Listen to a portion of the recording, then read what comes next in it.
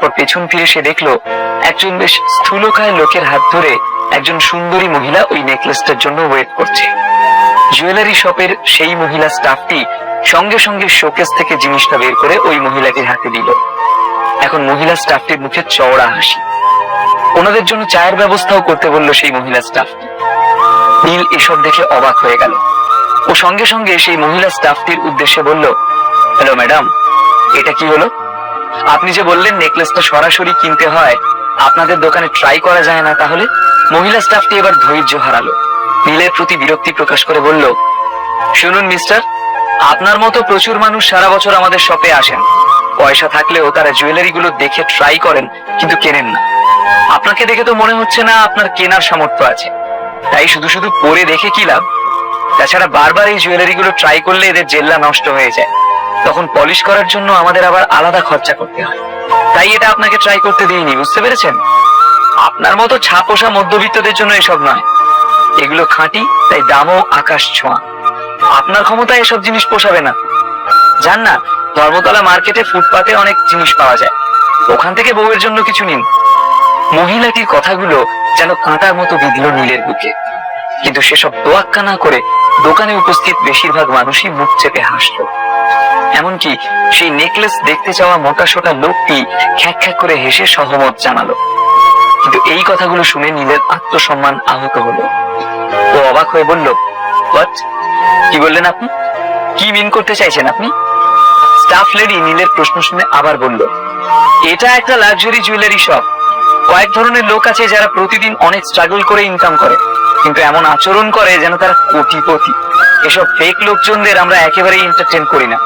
তাই বলছি, যদি সত্যিই ক্ষমতায় কুলোয় তাহলে সরাসরি নেকলেসটা কিনে নিন, কায়দাবাজি করবেন না।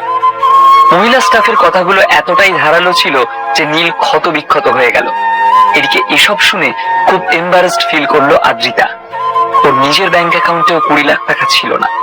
এই অপমানের উত্তর দিতে চাইলেও ও অসমর্থ। নীল, চলো তো, এখানে সময় নষ্ট করে কোনো লাভ নেই, চলো আমরা বেরোই।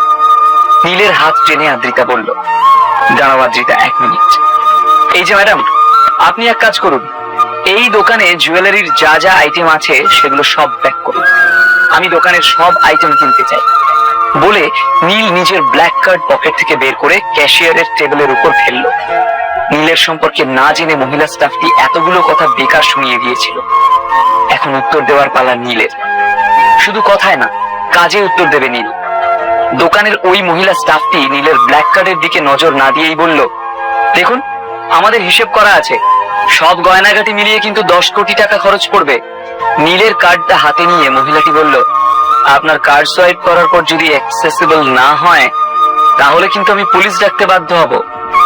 মহিলার ওয়ার্নিং শুনেও পাত্তা দিল না নীল। মুচকি হেসে ক্যাশিয়ারের টেবিলের দিকে ইশারা করলো নীল। ওই মহিলাটি ভাবলো নীলকে আজ উচিত শিক্ষা দেবে, তাই গট গট করে হেঁটে চলে গেল ক্যাশ কাউন্টারে।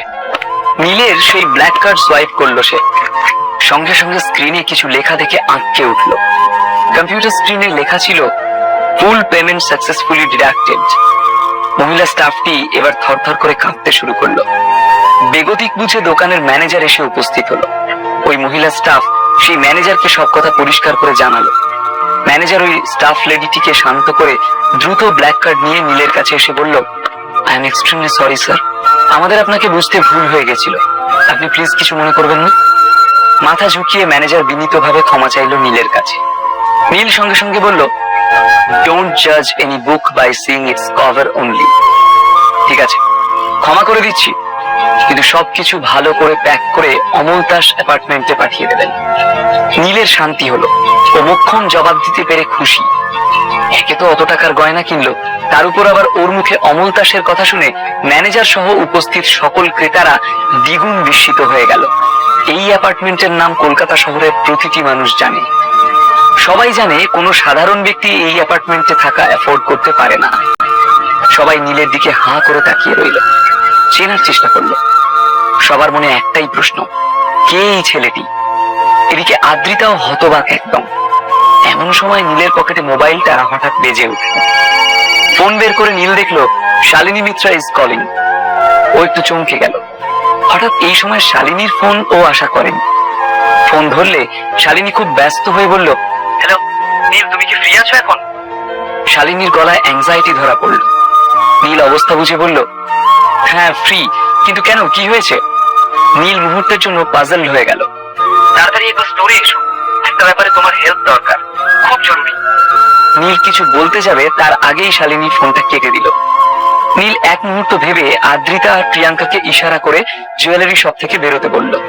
নীলও সেই ম্যানেজারের সাথে বেসিক কিছু কাগজপত্র সই করে বেরিয়ে এলো। আদ্রিতা এতক্ষণ অপেক্ষা করছিল নীলকে ও কখন পাকড়াও করবে।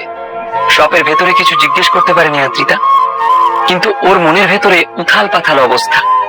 নীলের হাত চেপে ধরে আদ্রিতা জিজ্ঞেস করলো, নীল সত্যি করে বলো, তুমি এত টাকা কোথায় পেলে? তোমাকে কে দিল? তুমি আমার কাছে কিছু লুকোচ্ছ, বলো শিগগির, এখনই আমি জানতে চাই।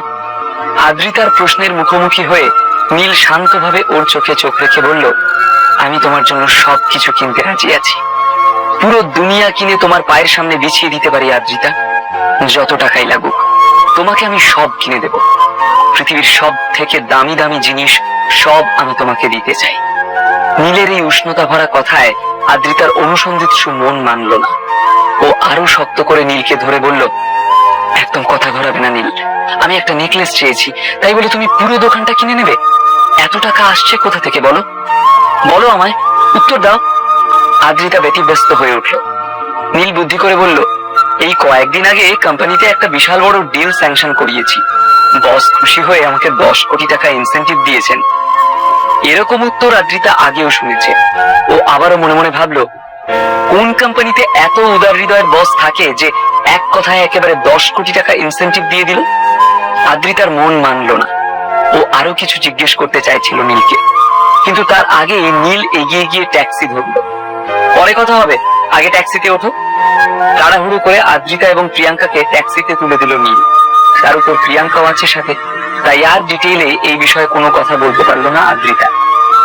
নীল চিন্তিত হয়ে খুব দ্রুত আদ্রিতা আর প্রিয়াঙ্কাকে নিয়ে এসে পৌঁছালো মিত্রা গোল্ড অ্যান্ড ডায়মন্ড কোম্পানির অ্যান্টিক এম্পোরিয়াম। ওরা এসে দেখতে পেল একটা টেবিল ঘিরে জন 10 বিজ্ঞ লোক দাঁড়িয়ে খুব মন দিয়ে কোনো বিষয়ে নিজেদের মতামত দিচ্ছে। জিনিসটা আসলে কি বলতো? কি জানি ভাই, আমিও বুঝতে পারছি না। জিনিসটার অ্যাপিয়ারেন্স তো খাসা, এত জেল্লা, মনে তো হয় না এটা অ্যান্টিক। মডার্ন ইমিটেশন লাগছে না? হ্যাঁ, আমারও তাই মনে হচ্ছে, হিরে না কচু। অ্যান্টিক শপ ওনারদের এই ডিসকাশনের মাঝে নীল আদ্রিতা আর ওর বান্ধবী প্রিয়াঙ্কাকে নিয়ে টেবিলের কাছে জটলার মধ্যে এসে দাঁড়ালো। এসব দেখে আদ্রিতা হালকা বিরক্তি প্রকাশ করলো। এই নীল, এ তুমি আমাদের কোথায় নিয়ে এলে? এখানে আমরা কি করব? নিচু গলায় নীল বুঝিয়ে বলল আদ্রিতাকে, একটু শান্ত হয়ে দাঁড়াও আদ্রিতা, আমার কাজের ব্যাপার, প্লিজ বোঝো, সব বলছি। নীলের কথায় আদ্রিতার ভ্রু কুঁচকে গেল। এখানে নীল কি এমন কাজের জন্য এসেছে? ও চারপাশ দেখে অনুমান করার চেষ্টা করলো। নীল আজকাল কি কি অদ্ভুত কাণ্ড ঘটিয়ে বেড়াচ্ছে, কিছুতেই তার কারণটা ধরতে পারছে না সে। এতক্ষণে নীল সবার মাঝে শালিনী মিত্রের গলা শুনতে পেল। তুমি এটা কত টাকায় বিক্রি করতে চাও বলো তো? খুব মন দিয়ে টেবিলে রাখা একটি হীরের মতো বেশ বড় সড়ো একটা পাথরের টুকরোর গুণাগুণ বিচার করছিল শালিনী। নীলের উপস্থিতি এখনো সে টের পায়নি। ম্যাডাম, এটা আমাদের পারিবারিক সম্পত্তি, নেহাত আমার একটু আর্জেন্ট টাকার দরকার, তাই এটা আমরা বিক্রি করতে চাই, না হলে এটা কোনোদিন বিক্রি করার মানসিকতা আমাদের ছিল না। টিকালো নাকের একটি কম বয়সী ফর্সা ছেলে শালিনীকে উত্তর দিল, আমি এটার দাম রেখেছি 1 কোটি টাকা। কত বললে? 1 কোটি? এই মজা করছো তুমি? এই ছেলে, তোমার এই নকল খেলনাটা নিয়ে তুমি বাড়ি যাও। এই ফালতু জিনিসটার দাম নাকি 1 কোটি টাকা, যত সব।